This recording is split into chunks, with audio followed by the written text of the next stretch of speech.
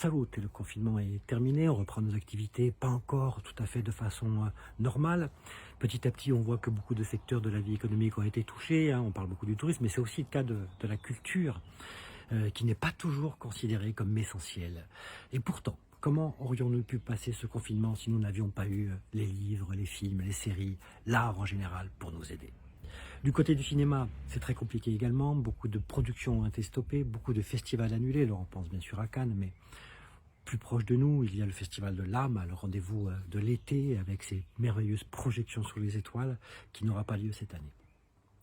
Et pourtant, comme disait le professeur Malcolm, il y a une chose que l'histoire de l'évolution nous a apprise, c'est que la vie ne peut pas être contenue. La vie prend le large, la vie conquiert de nouveaux territoires, elle renverse toutes les barrières. C'est parfois pénible, c'est parfois dangereux, mais... enfin, c'est comme ça, la vie trouve toujours un chemin. la vie trouve toujours un chemin, c'est le cas de la création aussi. Et ce confinement a révélé chez bon nombre de personnes, des professionnels ou des amateurs, des envies de créer. Et c'est ce qui a donné l'idée à une bande d'amis d'organiser un festival d'un nouveau genre.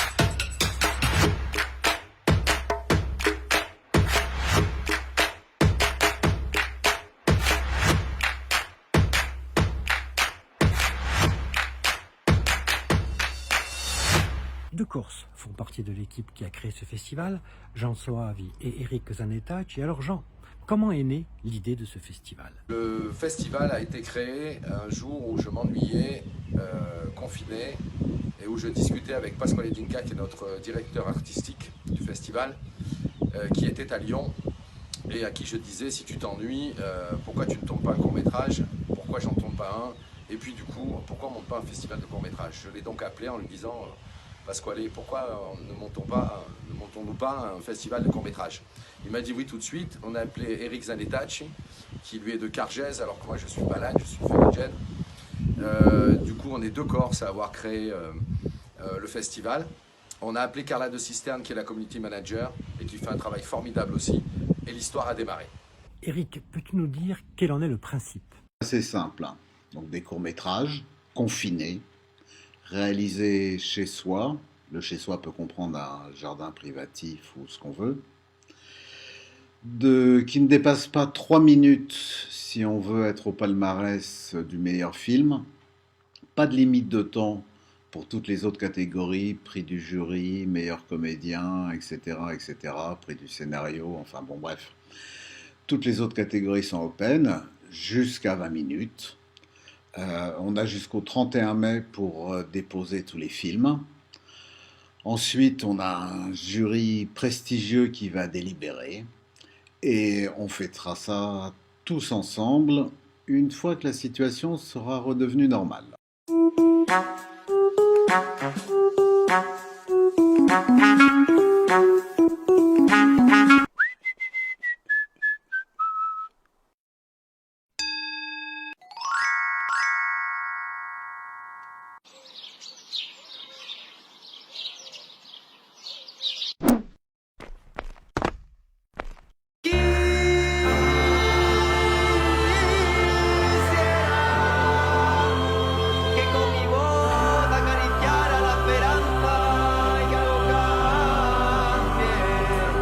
Il y a de vrais trésors, on vient de voir quelques images.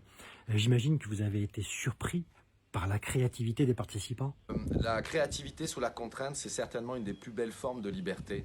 C'est ce que j'ai mis dans le court-métrage que j'ai tourné avec ma famille, ma femme, mes enfants et mon chien, qui est hors concours évidemment, puisque je suis dans les membres du jury.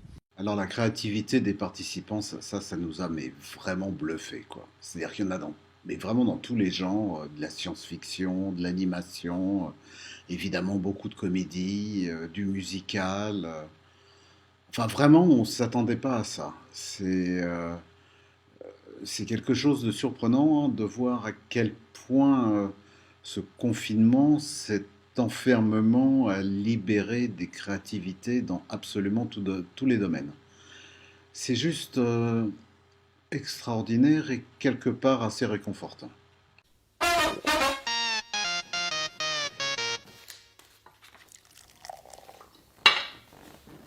Tu veux jouer?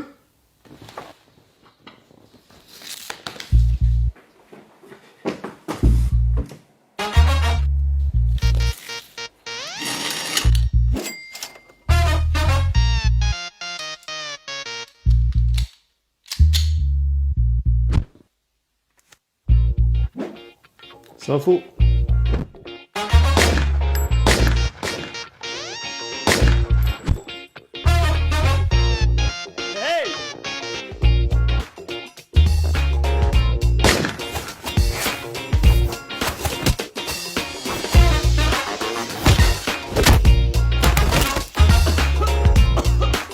Alors un festival, ça ne se monte pas tout seul, et il faut des partenaires. Alors il y en a eu de nombreux qui ont joué le jeu malgré le confinement, hein, notamment ce partenaire Web Media, habitué des grands festivals, qui a réalisé le teaser, et qui ont tous travaillé à distance. Et puis Eric nous parlait d'un jury prestigieux.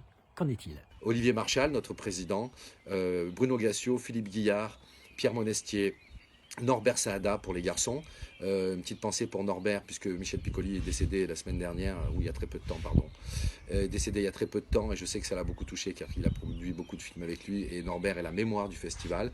Et puis nos filles, pour finir par le meilleur, Caroline Loeb, Valérie Mérès, Valérie Vogt, Julie Debona et Frédéric Amand, une directrice de casting incroyable, qui nous ont rejoints et qui nous soutiennent et qui vont pouvoir apprécier les films à leur juste valeur. Et il y a vraiment de la valeur dans ce festival. La question qu'on se pose maintenant, évidemment, vu le succès de cette première édition, c'est est-ce qu'il y aura une deuxième édition, en espérant qu'il n'y ait pas un deuxième confinement, bien sûr. Alors oui, oui, oui. J'avoue, vu le succès du festival, là on en est à plus de 250 vidéos reçues. On a très envie de recommencer l'expérience l'année prochaine. J'espère qu'il ne sera pas question de confinement, naturellement. On est en train de travailler sur d'autres sujets, mais je pense que ça risque d'être pas mal. Donc oui, le festival Intérieur Film, il y aura vraisemblablement une deuxième édition.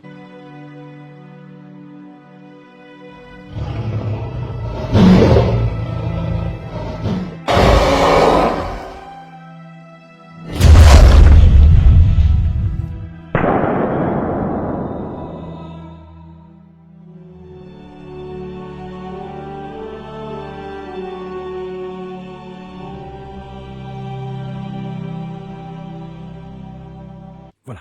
Alors, si vous avez tourné un film pendant le confinement, ou si tout simplement vous êtes curieux de voir tous ces courts-métrages, direction Intérieur Film.